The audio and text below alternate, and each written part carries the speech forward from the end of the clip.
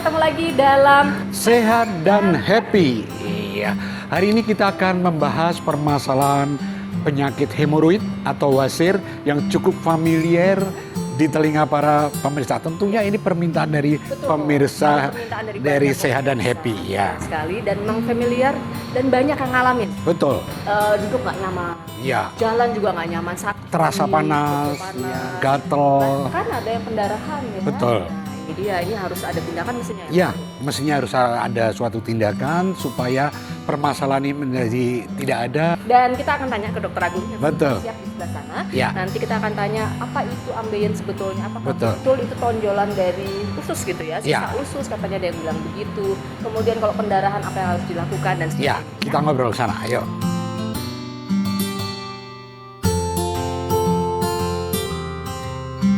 Ya. Ya. Halo, Ketemu ketemu lagi. lagi setelah Ya. 3 tahun. Dari mana aja ini? Tadi keliling-keliling, Wus. menikmati keindahan. Wah, Tapi naik delman. saya banyak pertanyaan nih dari Gitu. pemirsa gitu Iya. tentang ambeien dokter. Jadi ambeien itu sebetulnya apa? Iya. Ada yang mengatakan itu sisa usus gitu ya, Iya. yang istilahnya kecepit. Nggih, yang namanya ambien itu adalah pelebaran pembuluh darah vena, pembuluh darah balik. Kalau di kaki, mungkin gambarannya biar gampang, kalau di kaki itu varises. Nah, semacam varises tapi dia maaf di dubur, di anus, jadi knalpot itu. Varises belum besar gitu. Iya, pembuluh darah yang membesar. Kemudian karena pembuluh darah yang membesar di situ jadi kayak ada pusaran pembuluh darah di situ. Kadang ada jendalan, kemudian bisa menyebabkan nyeri di situ. Jadi kebanyakan dia terjadi pada wanita. Kenapa wanita? Iya, kenapa wanita? Karena pada saat ibu-ibu pada saat hamil. Pada saat hamil ada janinnya kandungannya membesar ya ke depan juga ke belakang. Hanya ke belakang dia mendesak pembuluh darah besar yang balik ke jantung. Akhirnya di sini di bawahnya ikut ada bendungan. Akhirnya ibu-ibu pada saat hamil dia sudah mulai ada bendungan, mulai menteng-menteng nyeri. Diperparah lagi pada saat melahirkan. Melahirkan normal, harus mengejan keras, posisinya padahal posisi ibu melahirkan kan seperti itu. Posisi yang seperti itu sangat mempermudah terjadi, nggak ada hambatan pembuluh darah di situ untuk brojol ibaratnya.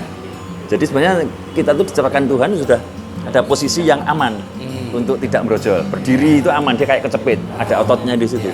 Dan posisi begitu ototnya buka, longgar, jadi dia dan ngeden keluar. Ya, dokter, itu tadi orang hamil ya. Apakah bisa juga mengenai orang yang tidak hamil? Katakanlah dia gemuk besar, kemudian perutnya membesar, ya gemuk, kemudian juga menekan. Bisa nggak terjadi itu? Bisa, tapi nggak usah curhat ya Pak. Gemuk besarnya jadi nggak enak mau ngeliatin mana gitu. Kebanyakan kayak sakit-sakit yang lain ya, ambeien atau hemoroid tadi, kemudian usus buntu itu juga dipengaruhi faktor keturunan. Keturunan. Kebetulan bapak saya juga ambeien misalnya gitu, anaknya akan mendapatkan ambeien juga. Bapak saya sakit usus buntu, anaknya juga ada kemungkinan menderita usus buntu. Tidak hanya disebabkan oleh bentuk yang gemuk dan lain-lain enggak, tapi lebih pada pola hidup, buang air besar. Ada yang teman-teman yang masih muda gitu, pasien-pasien masih muda 20 tahun, 18 tahun masih mahasiswa, kok ambeien, banyak ini. Itu rata-rata karena dia buang air besarnya sukanya, ya suka-suka tadi. Nun sewu kalau nggak kepingin atau maaf kebelet gitu, dia nggak buang. Akhirnya pada saat udah 2 hari, 3 hari, 4 hari, keluarnya mengerat, harus mengejan. Ini jadi mendesak, menekan gini terus dia jadi, akhirnya lama-lama dia jadi kayak balon itu ketekan-tekan melotot, lah makin gede, kayak balon membesar. Nah, ini berarti pola makannya juga ya, karena makanannya yang kurang berserat mungkin. Betul, akhirnya seperti banyak anak muda sekarang yang jarang suka, senang makanan instan lah. Iya, akhirnya jarang makan sayur, jarang makan buah, pengennya yang daging-daging yang enak. Padahal kalau kita banyak makan serat, itu kotoran akan sangat disambung-sambung itu kemudian lunak. Satu keluar, belakangnya ikut keluar semua. Itu kalau kita habis makan serat. Kalau jarang jadi keras. Ya, Mengejar. kembali lagi, kalau harus dilakukan suatu tindakan, operasi. Konon orang kalau udah divonis operasi kan takut sekali ya. Operasi yang bagaimana? Yang sekarang konon ada penemuan yang baru sehingga orang menjadi tidak takut untuk dilakukan suatu pembedahan ya. Sekarang udah tahun 2020 ini, memang banyak orang takut operasi karena sakit. Ya, sekarang itu banyak teknik-teknik terbaru, operasi-operasi sekarang nggak sakit lagi. Orang takut nanti pas di operasi sakit nggak? Jelas kalau pas operasi sama sekali nggak sakit, orang dibius. Pada saat tindakannya, kenapa kalau zaman dulu operasi ambien itu sangat sakit? Memang sangat sakit. Karena di situ banyak yang tidak tahu bahwa di situ ada letak tempat pusatnya kita semua bergerak. Kita kalau batuk itu ikut bergerak. Anus. Iya, kita ketawa, anus itu bergerak. Kerasanya pada saat setelah operasi ambien. Nah, sekarang operasinya bukan hanya diiris di tempat yang melentung tadi sehingga kulitnya ikut teriris. Saraf itu hanya ada di kulit. Nah, sekarang pakai stapler namanya. Stapler namanya. Ya persis kayak stapler biasa itu. Diklip gitu. Diklip, potong, kemudian yang melentung tadi dibuang, dia langsung disambung lagi. Nah, klipnya ada di dalam, di usus besar. Padahal usus besar itu nggak ada sarafnya. Jadi nggak sakit. Nggak sakit, minimal sekali nyerinya. Makanya banyak orang minta sekarang operasinya stapler. Stapler. Istilahnya stapler. Siapanya apa kalau mau operasi itu? Sama. Harus puasa juga. Iya, sama dengan operasi-operasi yang lain. Rata-rata operasi ambien atau hemoroid itu namanya hemoroidektomi itu dengan cara dibius separuh kayak orang mau melahirkan. Karena kan yang diurusi bawah spinal, C5, lumbal atau spinal. Jadi dia bisa minta ditidurkan atau bisa tetap sadar.